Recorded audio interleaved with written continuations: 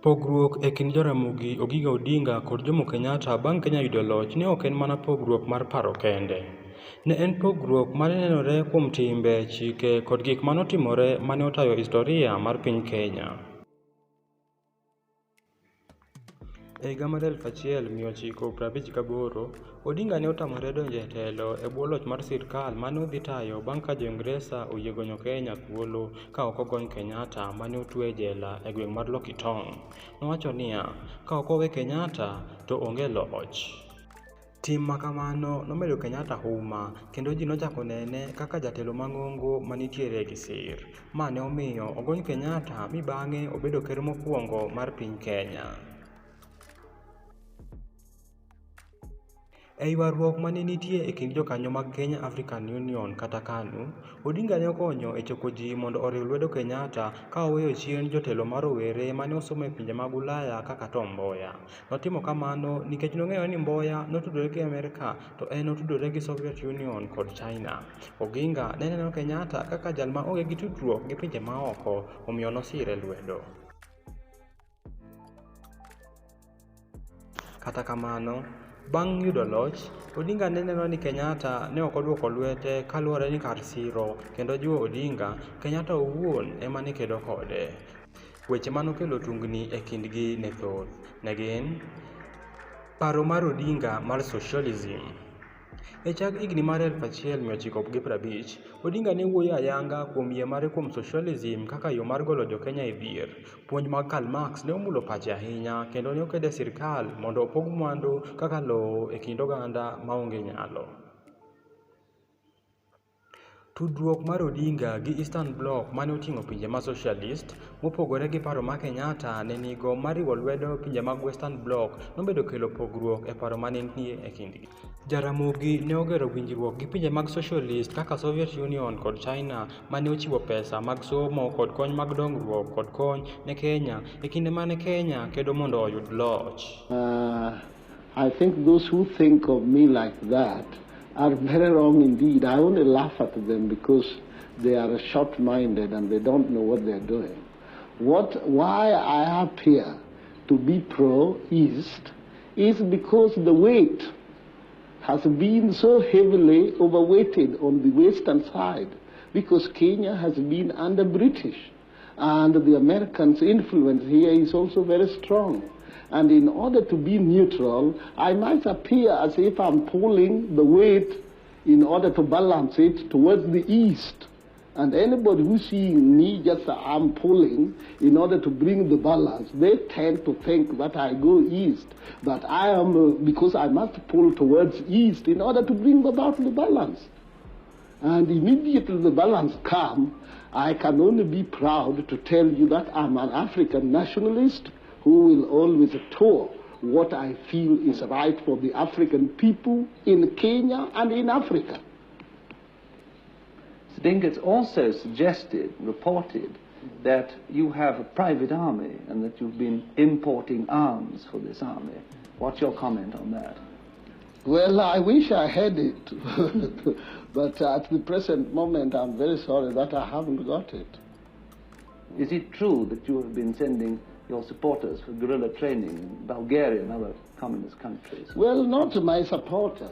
We have been sending the people who are thirsty for education from this country to go to all this country to search for education in any field, not one particular. Kuom ranyisi, e giko higni mag 1950 kod chak higni mag 1960, Soviet Union ne ochiwo pesa ne jopuonjre mag Kenya mondo gidhi e somo e Moscow kod pinje mamoko mag Eastern Bloc bang' winjore gi Jaramogi mane neno somo kaka yo mar miyo joma odhier teko. Kata obedo ni chenrogo ne konyo rowere mag Kenya, ne gimiyo joma ne ong'ere ahinya ei Kenya mane ohero ahinya weche mag pinje mag Ulaya obedo gi luoro nimar ne gineno chenrogo kaka yore mag lando puonj mag jo-communist. E higa mar 1964, Odinga ne oyudo mich mane ochiw gi Soviet Union ne Kenya, skul mar East African Academy of Science e Kisumu ma bang'e ne olok skul mar Polytechnic. Mano nonyiso kaka ne omakore chuth gi puonj mag socialism koda kinda mare mar kwedo timbe mag pinje mag Ulaya.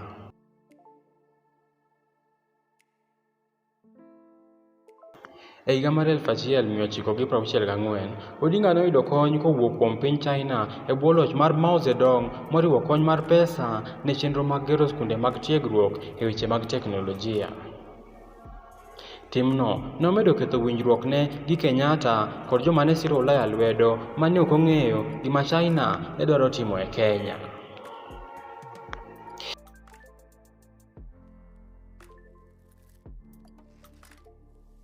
Gikonyo Kiano, mane en minista mar ohala e piny Kenya, ne odonjone Odinga ni oketho sirkal kuom jiwo winjruok gi pinje mag socialist ma ok openjo jood kabinet mar sirkal. Wuodhe ma Odinga ne timo pile ka pile e pinje mag Soviet Union, China kod pinje mamoko mane nie bwo loch mar socialism ne miyo ji neno ni Odinga ne en ja-communist. E higa mar 1964, ne ogwelo jopinje mag Soviet kod China mondo obi Kenya, kendo mano ne ochwalo koko e kind sirkal mar Kenya kod ofise mag pinje mag Ulaya mane ni Nairobi. E higa mar 1965, Odinga notimo chenro mondo Soviet Union okonye gi pesa e gero kembe mag loso manyiwa e piny Kenya. Sirkal mar Kenyatta ne okwedo chenrono ka giwacho ni ne giluor ni Kenya ne dhi keto geno ahinya kuom pinje mag jo-communist, kata obedo ni Kenya ne dwarore ni oyud manyiwa mane nyalo konyo dongruok mar pur. Od thieth mar Nyanza Provincial General Hospital Od thieth mar Nyanza Provincial General Hospital e Kisumu, mong'ere kaka Russia, mane Soviet Union ochiwo pesa mondo oger, ne obedo kama ji mang'eny ne oketo e pachgi e weche mag siasa. Kata obedo ni Odinga ne opako tijno kaka loch mar socialism, Kenyatta to ne nene mana kaka gima nyiso ni Odinga ne omakore gi pinje mamoko mag communist. Odinga ne oketo winjruok mar omo gige lweny mag Soviet ne polise mag Kenya ma ok openjo Kenyatta kata sirkal e higa mar 1964. Wachno nomiyo Kenyatta obedo gi wich kuot nikech ne oluor ni mano ne dhi miyo ogendni mane oriwore kode kaka Amerka obed mabor kode. Wachno ne okwed ahinya gi Kenyatta kendo ne omiyo ji ochako bedo gi kiawa kuom kaka Odinga ne winjore gi sirkal. Kenyatta ne omako osiep motegno gi pinje mag Ulaya moriwo nyaka Ingresa mane oyie gi paro mane en go mar capitalism. Kata obedo ni riwruok ma kamano nokonyo Kenya e weche mag yuto gi hola, nomiyo pinje mag Ulaya odhi nyime bedo gi loch e piny Kenya. Loje mag Ulaya mane luor ni injili jo-communist biro landore e Afrika ne oriwo lwedo yore mag Kenyatta mag geng'o jogo mane dwaro ni sirkal obed mar jo-communist.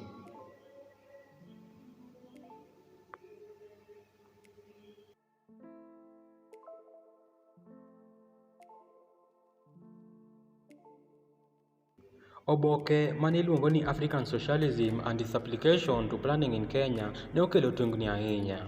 Sirkand Kenyatta, kata obedo ni ne wacho ni giluwo puonj mar African Socialism, oboke mane sirkande dwaro luwo ne otenore ahinya kuom puonj mag capitalism kaka mar mwandu ma ng'ato owuon kod ohala mawuok e pinje maoko.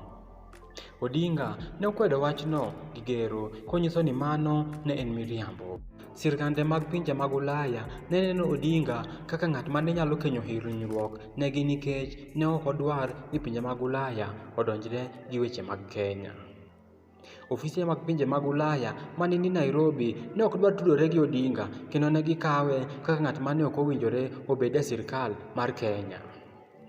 Kuom ranyisi, jo-embassy mag Ingresa kod Amerka ne oriwo lwedo ayanga yore mag Kenyatta mag yuto mar capitalism, ka koni to gikwedo tudruok mane nitiere e kind Odinga gi pinje mag socialists. Sirkal mar Kenyatta ne neno tudruok mane nitie e kind Odinga gi pinje mag Eastern Bloc kaka gima ne nyalo ketho kwe mar Kenya, kendo ne gidonjone ni ne ochano mar loko sirkal gi teko mar jo-communist.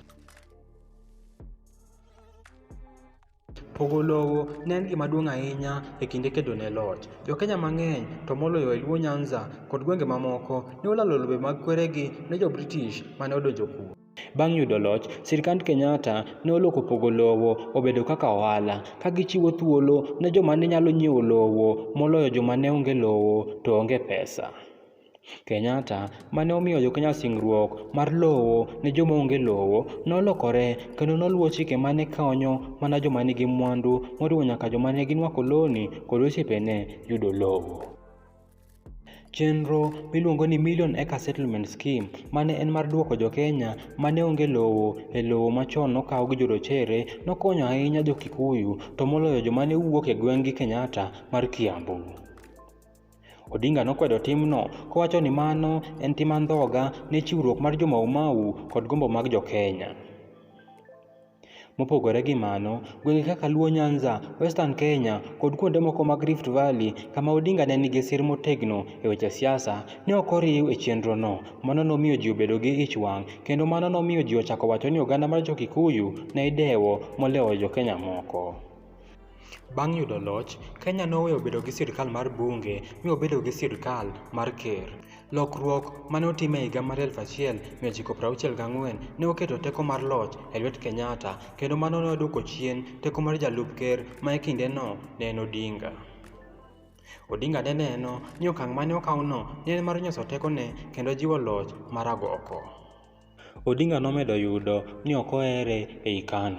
Kuom ranyisi, e kinde mane itimo yiero e higa mar 1965, joma ne riwo Kenyatta lwedo ne otemo golo Odinga kuom tend KANU. Kanochopo higa mar 1966, Odinga ne ok mor gi loch mar Kenyatta to ahinya wuon kaka sirkandno ne nigi paro mar keto mwandu e lwet ji matin, dewo oganda Jo-Kikuyu moloyo oganda dhoudi moko, kendo sirkandno ne ok odewo weche kaka pogo lowo kod bedo gi yuto ne oganda Jo-Kenya duto. Ei KANU, Odinga ne romo gi akwede mane medore koa kuom joma ne nie kind Kenyatta ma kinde mang'eny niluongo ni Kiambu Mafia. E KANU, Odinga ne romo gi akwede mane medore koa kuom joma ne nie kind Kenyatta ma kinde mang'eny niluongo ni Kiambu Mafia. Geno mare mar loko ngima Jo-Kenya ka entie sirkand KANU ne odok chien mos mi gikone ne oweyo migawone mar bedo jalup ker e dwe mar Ang'wen higa mar 1966.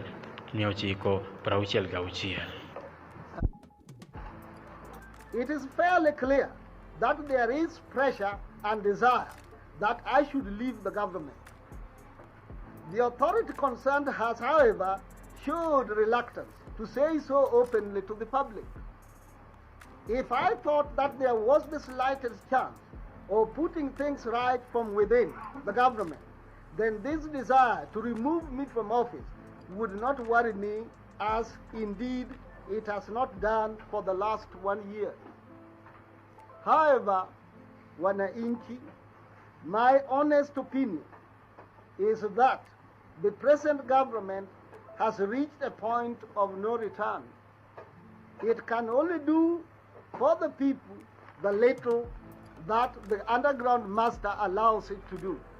Its guiding star has become personal gain. I therefore find it impossible to be part of it, and my decision is that from now on I should be free to join with Wananchi in demanding that their voice Odinga ne oweyo be tich heard. nikech ne otamore luwo chike ma Kenyatta ne oketo. Bende ne en ranyisi mar ng'anyo ne sirkal mane obayo yo.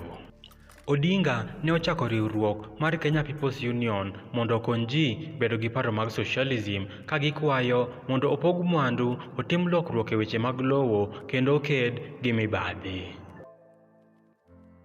KPU ne ochung' kaka pati mar joma ne ojwang' gi sirkand KANU, joma chunygi onyosore, kendo KPU ne oyudo sir koa e gweng' kaka Luo Nyanza, kuonde moko e Western Kenya kod Coast. Sirkand KANU ne neno KPU kaka gima ne nyalo kelo negi hinyruok, omiyo ne gitiyo gi oteku mar sirkal e ketho riwruogno. Kuom ranyisi, kinde mang'eny ne iketho chokruoge mag KPU, ne isando jotendgi, kendo ne itiyo gi jofwambo gi keyo weche e nyiso ni pati mar KPU ne en mar oganda mane ok dwar sirkal kendo mar joma ne ok ohero piny mar Kenya.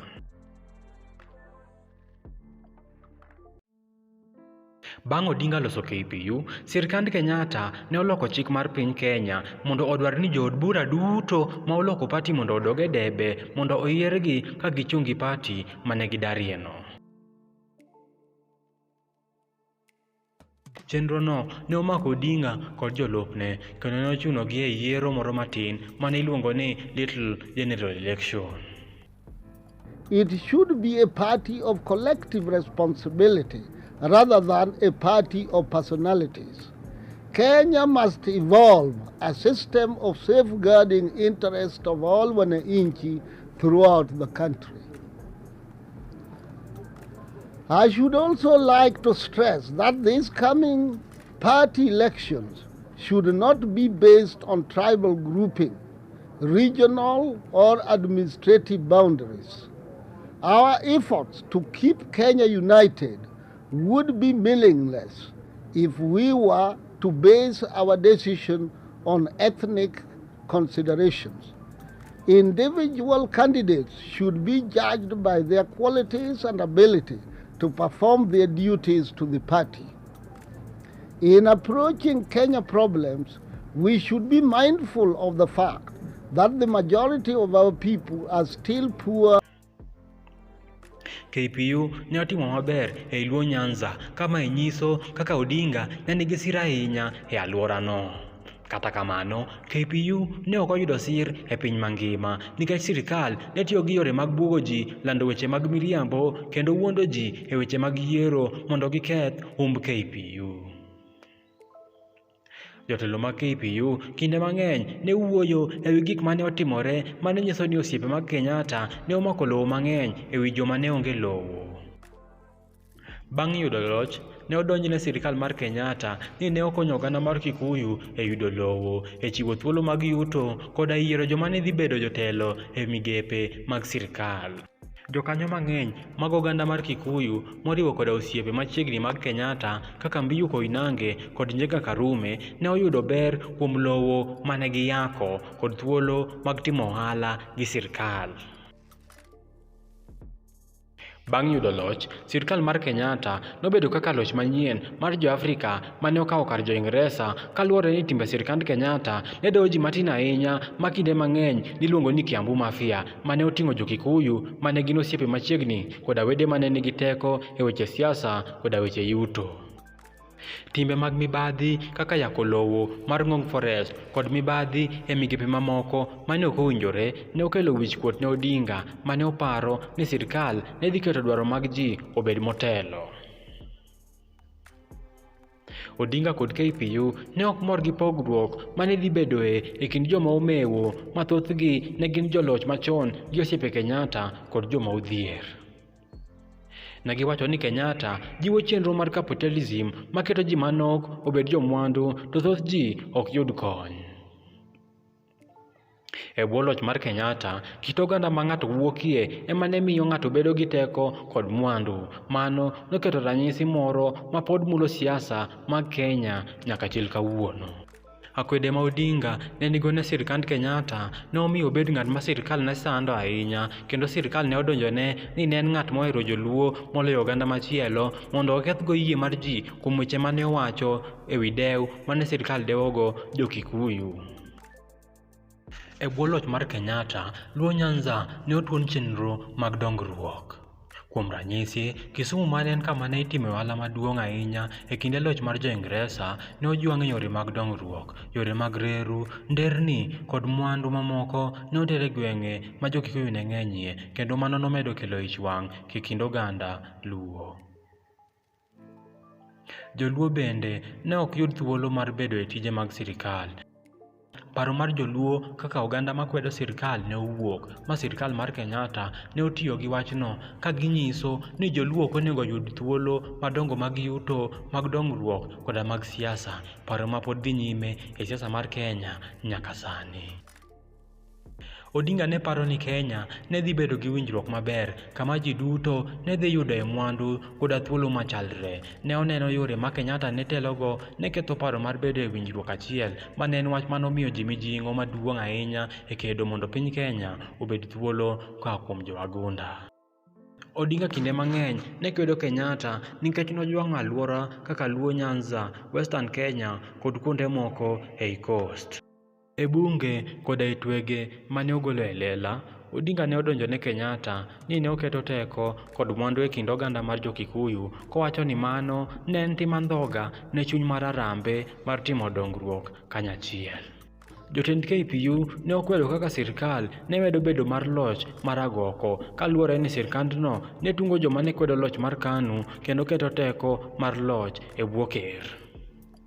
E kinde mang'eny, sirkal ne goyo marfuk chokruok mag KPU ka giwacho ni mano ne ketho arita gi kwe kane ji ochokore. Kinde mang'eny polise ne monjogi kendo seche moko ne gitimo kamano gi gero. Kuom ranyisi, e higa mar 1967 ne ogo marfuk chokruok moro mane ochan mar KPU e dala mar Nairobi, kendo polise ne ochando joma ne nie chokruogno gi iro malungo. Jofwamb weche ma sirkal ema ne chiko kaka Kenya Broadcasting Corporation (KBC) ne otigo e ketho nying Odinga kod KPU. Gasede mane wacho weche e wi mibadhi mag sirkand KANU kata mane kwedo wach mar goyo marfuk mar chokruoge KPU ne idwaro ni mondo olor. Okengegi nomiyo jofwambo luoro. Sirkal ne tang'o Odinga kod jolupne kaka jo-communist moluoro tich mane tiyo e kwedo dwaro mag piny Kenya. Jofwamb weche mane sirkal ema ne chiko ne nyiso ni KPU ne en riwruok mar oganda mar jo-communist kendo mar ketho sirkal. KPU ne ok omi thuolo moromo mar chiwo dwoko kuom weche mane ohangnegi. E higa mar 1967 ne omak joma ne riwo KPU lwedo nikech ne ohangnegi ni ne gitiyo gi jowetegi mane oa e pinje maoko e chano loko sirkal. Bang' bedo gi ywaruok mag siasa kuom higni mang'eny gi Jaramogi, Kenyatta ne odhi Kisumu kama Odinga ne nigi teko ahinya mondo oyaw osiptal mar Nyanza Provincial General Hospital mong'ere kaka Russia mane oger gi kony mar pesa koa kuom Soviet Union. Chokruogno ne opong' gi ywaruok nikech joma ne riwo Odinga lwedo ne neno limbe mar Kenyatta kaka gima ne kelo wichkuot kendo ne oparonegi kaka sirkande ne ok odew oganda Luo. Sama Kenyatta ne wuoyo gi oganda, jolup Odinga ne ng'ang' kode ka gikok ka gikwedo sirkand Kenyatta kendo wacho ni sirkandno timo mibadhi kendo ohero oganda Jo-Kikuyu moloyo ogendni mamoko.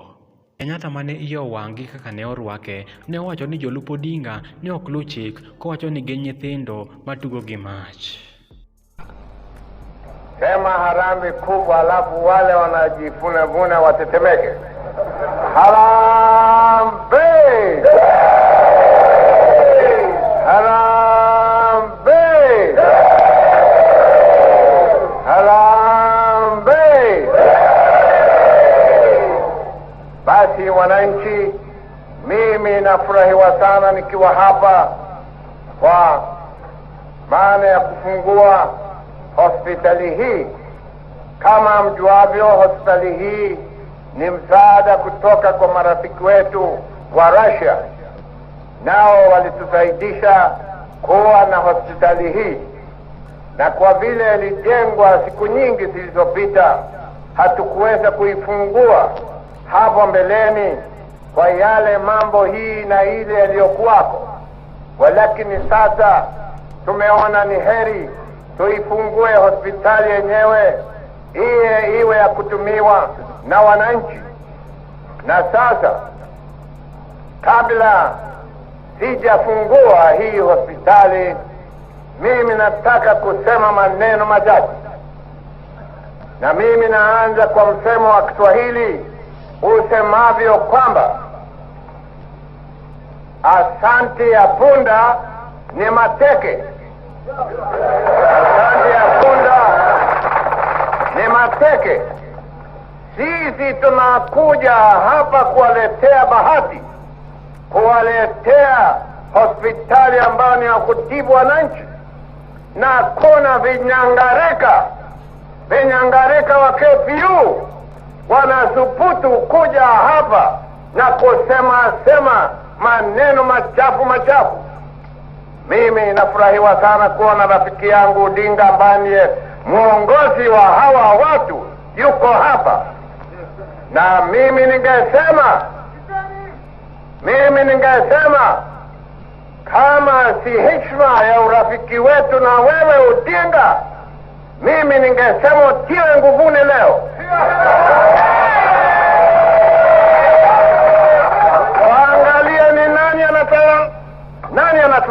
nchi hii, kama ni KANU au ni vinyangarika wengine wanatawala nchi hii. Lakini mimi nasema kwamba kama hawa watu wako wachafu, kama wakitoa nyokonyoko, sisi tutawaonyesha kwamba Kenya iko na serikali yake.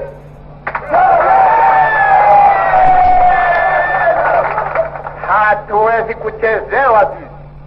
Na wewe Bwana Odinga mwenyewe unajua mimi sina mateso. Nimekuacha siku nyingi kwa sababu wewe ni rafiki yangu. Kama si hivyo, wewe najua mimi ningefanya nini. Hapana, kazi yako kuniambia nitupe wapi. Mimi najua mwenyewe. Mimi najua mwenyewe. Labda wewe usemao naweza kutupa wewe ndani ya manyani kuliko rafiki yangu. Kwa hivyo mimi nasema hivi, ndugu zanguni, ni lazima tujue kwamba hii ni nchi ya Kenya ambayo inajitawala yenyewe, ambayo ina madaraka ya wananchi, na hatuwezi kukubali hata kidogo mtu au vikundi vya watu kutuchezea. Kama ujingo juavyo wewe, tulikuwa na wewe pale, mimi nikwambia kwamba mimi taangusha Ngereza. Nilisema hivyo sikusema, kasema tutawaangusha. Itakuwaji vinyangarika hapa na waweka kidogo kidogo dudu kuja kucheza na serikali hapa. Na kwa hivyo leo mimi nasema kwa ukali sana, na nikikuangalia wewe kabisa, nikikwambia maneno ya kweli mbele ya watu hawa wote, wakanye hawa watu wako, kama sivyo tawa na cha mtema kuni. Na mimi sina machezo hata kidogo. Kwa hivyo ndugu zanguni, sisi tunataka usalama katika nchi yetu. Sisi tunataka maendeleo katika nchi yetu. Sisi tunapigana na ukabila. Sisi tunapigana na ukabila kabisa. Na yeyote atakayeleta ukabila katika nchi yetu, bahali Ngereza atakwenda tamfuata nyuma yake akale matakwe. Kwa hivyo sisi tunasema kwamba nchi ya Kenya haina ukabila. Nchi ya Kenya haitatambua mtu yeyote ambaye anahubiri habari ya ukabila. Sisi tunataka Kenya moja, kutoka pande ya pwani mpaka juu. Sisi wote ni ndugu moja. Sisi wote ni wa Kenya, na nchi yetu ya Kenya itakuwa juu yetu kufanya kama tuwezavyo wenyewe kuiendesha. Na kwa hivyo ndugu zanguni, leo tumekuja kufungua hospitali. Ni kwamba imefunguliwa, lakini tumekuja kuibariki, kusema sasa hospitali imefunguliwa. Na kwa hivyo mimi nasema kwa hasira kuona wale ambao tunawaletea bahati wanathubutu kutaka kuharibu bahati hiyo. Faida gani wanaletea wananchi hapa? Kitu gani KPU? Wanasema tume kumama zenu tume. Wanaletea nini katika Kenya? Wanafanya nini katika nchi hii ya Wajaluo? Wanafanya nini KPU? Tuambieni. Kitu gani? Hakuna. Ni mdomo mtupu, kama punda vile analia katika msituni. Hakuna kitu kingine. Lakini serikali yenu tukufu inafanya mengi kwa wananchi, na itazidi kufanya mengi kwa wananchi. Kwa hivyo mimi nikiwa kiongozi wa serikali hii ya Kenya, mimi nasema siwezi kukubali mtu au vikundi vya watu kuchezea serikali yetu. Na mimi nataka kukwambia Bwana Ujinga, ukiniangalia kwa macho yote mawili, nimekwisha toa amri sasa hivi, hivyo vinyangarika vyako wasagwe kama unga. Mae nomedo ji mirima mawachore ni joma ne nitie e chokruogno nochako bayo kite e mitok Kenyatta. Piny ne opong' gi tungni kani askeche mag Kenyatta ochako goyo ji bunde. Ji mang'eny ne onegi ka ripode moko wacho ni ne oneg ji 50 kata mokalo 100. Ji mang'eny bende ne ohinyore kana ji ringo nikech luoro. Nekogo ne okelo pogruok e kind ogendini koda e weche siasa, kendo joluo mang'eny ne neno ni sirkal ne dwaro negogi. Bende ne onyiso giko mar winjruok moro amora mane nyalo betie e kind Kenyatta kod Odinga. Odiochienge 5 bang' nek mane otimore Kisumu, sirkal ne okawo okang' mar goyo marufuku riwruok mar Kenya People's Union ka gidonjone ni ne en riwruok makelo mafundu mane riwo lwedo sirkal mar jo-communist. Chikno ne ogol e bwo chik miluongo ni Public Order Act, mane en chik mane otigo e kinde loch mar joloch jo-Ingresa mondo ogeng' joma ne ok riw lwedo weche mag sirkal mondo obed gi romo. Charles Njonjo, mane en Attorney General, ne okonyo ahinya e loso chik mane omiyo ogol chikno. Kata obedo ni ok notiyo kuom kinde malach, KPU ne okelo lokruok maduong' e historia mar siasa mar Kenya kaka riwruok mokwongo mane kwedo loch mar KANU. Ketho riwruogno ne oketo mise ne loch mar chama achiel kuom higni pieche e piny Kenya. Bedo ni KPU kod Odinga ne kwedo loch mar Kenyatta ne okelo pogruok maduong' e winjruokgi mar siasa. Weche ma KPU ne wacho e wi mibadhi, yako lowo kod akweda mag dhoudi ne omoro jo-Kenya mang'eny, to mano nomiyo sirkal ochako monjo.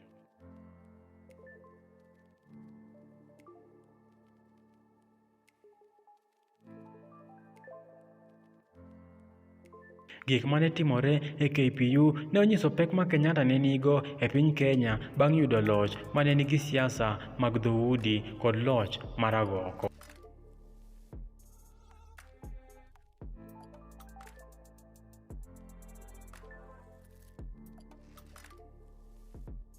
Mapiyo bang' kane osegeng' KPU, Odinga ne okete twech mar ot e Kisumu. E higa mar 1970 ne omake ma otweye e jela kuom chiegni higni 2 maonge kes moro amora mane oyawne. Ne omake nikech ne en achiel kuom yore mane otigo e tieko jotelo mag joma ne kwedo sirkal mane nyalo kelo hinyruok ne sirkand Kenyatta. Odinga ne orit ahinya kendo ne ok oyiene bedo gi tudruok gi osiepene e weche mag siasa. Kane omake, ne isando joode kod joma ne riwe lwedo kendo ne ikwedogi e weche mag yuto. Bedo ni nomake ne oketho mbi mar Odinga, nimar ne oum dhoge e kinde ma Kenya ne nie chal marach ahinya.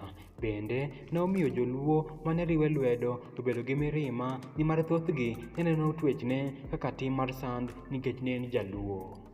Kata obedo ni ne otweye e jela kendo ne ogole e weche siasa, Odinga ne odong' kaka ranyisi mar kedo mi gikone ne odok e weche mag siasa e higni mag 1973. Kedo mare ne ojiwo tieng' mabiro mag jotelo moriwo koda wuode Raila Odinga mane dhi nyime kedo ne demokrasi ne oganda. Sand ma sirkal notimo ne Jaramogi Oginga Odinga kod Kenya People's Union nonyiso okang' ma sirkal mar Kenyatta ne oikore mar chopoe mondo orit loch mar siasa. Nek mane otimore Kisumu mar goyo marufuku KPU kod twech mar Odinga ne okelo lokruok maduong' e histori mar Kenya, kendo mano noketo mise ne kit siasa matinde igoyo gi josiasa e piny Kenya, siasa mar dhoudi mane gi mibadhi kendo mar kuo. E weche mane ondiko e buge mar Not Yet Uhuru, Odinga ne okwedo ratiro loch mar Kenyatta kowacho ni lojno ne okawo kar joloch ma wasungu mane hinyo jo-Kenya. Odinga ne ok mor gi yo mane itayogo Kenya bang' yudo loch, nikech ne nitie pogruok maduong' e kind singo mane ochiw e kinde loch mar Kenya kod gik mane timore gadier bang' loch mar Kenya. Gik mane otimore kaka pogo lowo e yo ma ok kare, weyo luo Nyanza oko e weche mag dongruok kod mibadhi nomiyo Odinga obedo gi paro ni sirkal mar Kenyatta ne ojwang'o ji mane onego gitine.